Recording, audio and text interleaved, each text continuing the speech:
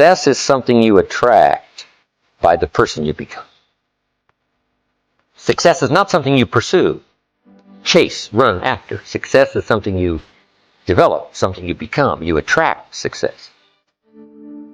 So the whole key to unlock all the treasures, whether it's economic treasures or spiritual treasures, financial, social, personal, every way you can possibly think of, is by your own personal development. And then he added one more, which is so important, and it's probably worth the price of the seminar. Here it is. What you become is much more valuable than what you get.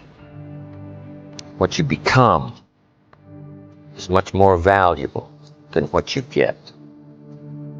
The major question to ask on the job is not what am I getting here. The major question to ask on the job is what am I becoming here. Not what am I getting, what am I becoming. So it's very important what you become. Because what you become attracts. If you become cynical, you attract cynicism. What you become attracts. So this whole subject of personal development was so vitally important to me. It changed my life. I was a millionaire by age 31. And that was just the economic part of it.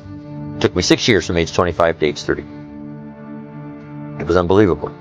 Remember, be a student, not a follower. And here's what you must always do. Design your own personal life. I'm very happy for people to take notes of my seminar, but I'm also just as happy if somebody says, hey, this is not for me, tear up all these notes and throw them away. That's just as valid for me. Right. Remember, be no one's disciple. Chart your own course. Make what you do the product of your own conclusion. What I'm saying here is be your own person. You don't have to be a model of someone else. You don't have to do it like anybody else. Right? Do it like yourself. Buy what you want to buy. Listen to what you want to listen to. Make changes if you want to make changes, and don't make changes. Right? It's your life. I'm telling you.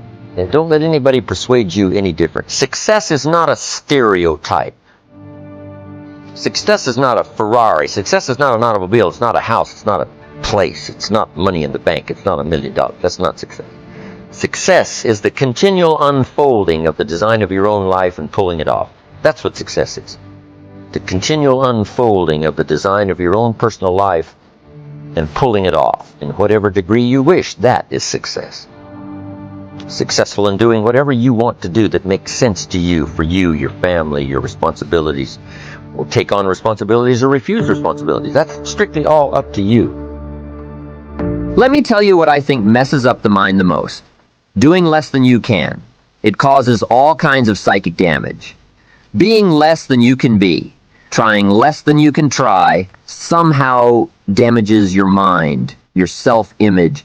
Here's what I've discovered. The minute you turn the cycle around and start motivating yourself, you'll see immediate rewards. Maybe not monetary ones, not yet.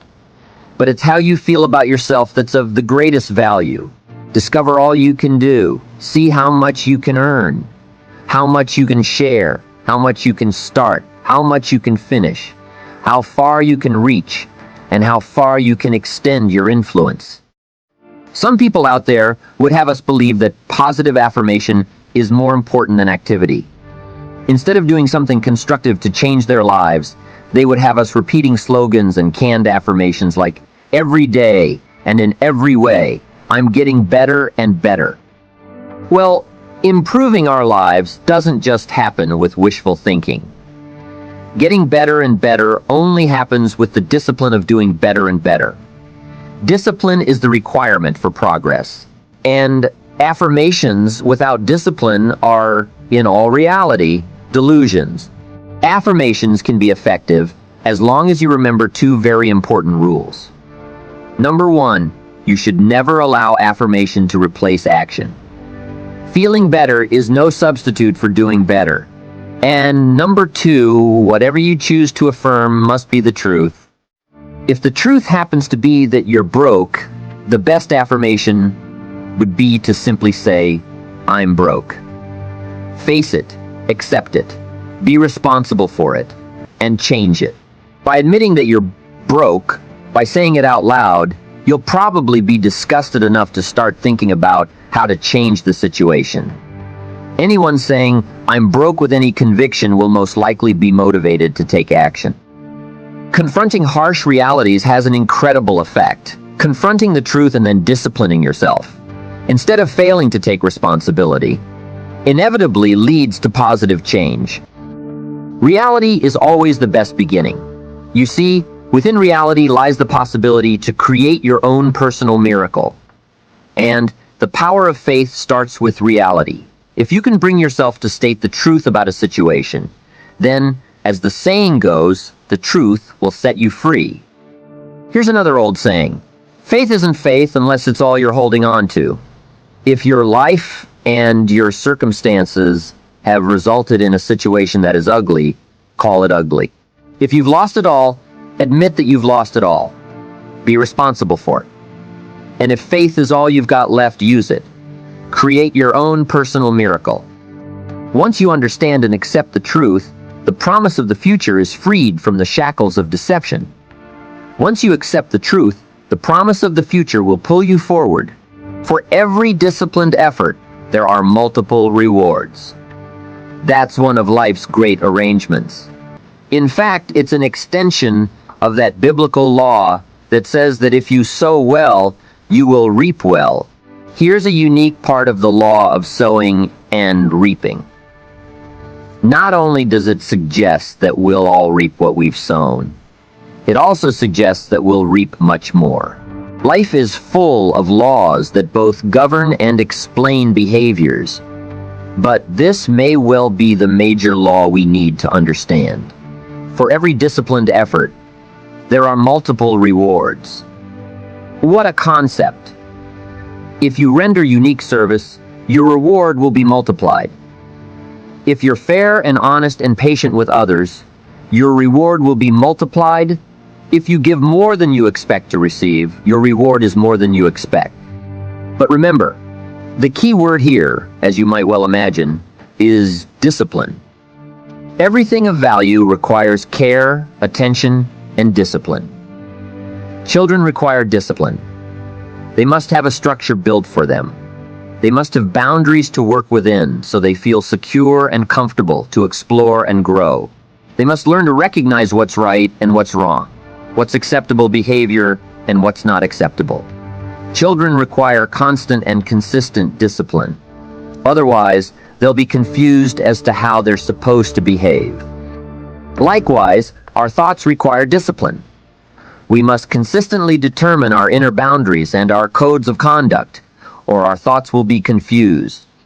And if our thoughts are confused, we will become hopelessly lost in the maze of life.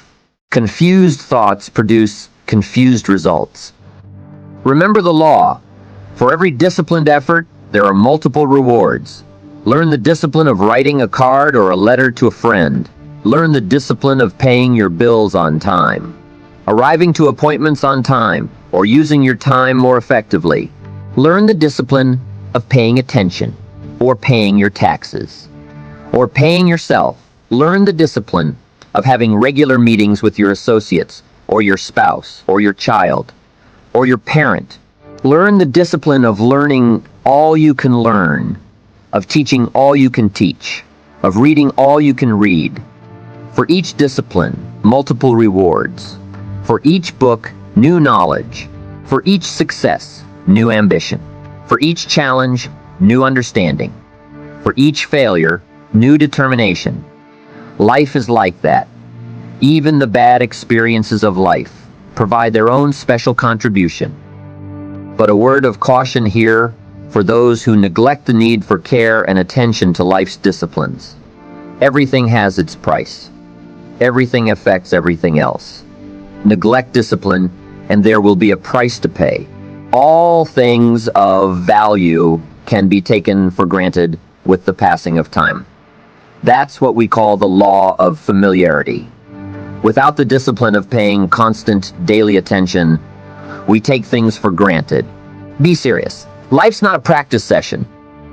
If you're often inclined to toss your clothes onto the chair rather than hang them in the closet, be careful. It could suggest a lack of discipline. And remember, a lack of discipline in the small areas of life can cost you heavily in the more important areas of life. You cannot clean up your company until you learn the discipline of cleaning your own garage. You cannot be impatient with your children and be patient with your distributors or your employees. You cannot inspire others to sell more when that goal is inconsistent with your own conduct. You cannot admonish others to read good books when you don't have a library card. Think about your life at this moment. What areas need attention right now? Perhaps you've had a disagreement with someone you love or someone who loves you, and your anger won't allow you to speak to that person. Wouldn't this be an ideal time to examine your need for a new discipline? Perhaps you're on the brink of giving up, or starting over, or starting out. And the only missing ingredient to your incredible success story in the future is a new and self-imposed discipline that will make you try harder and work more intensely than you ever thought you could.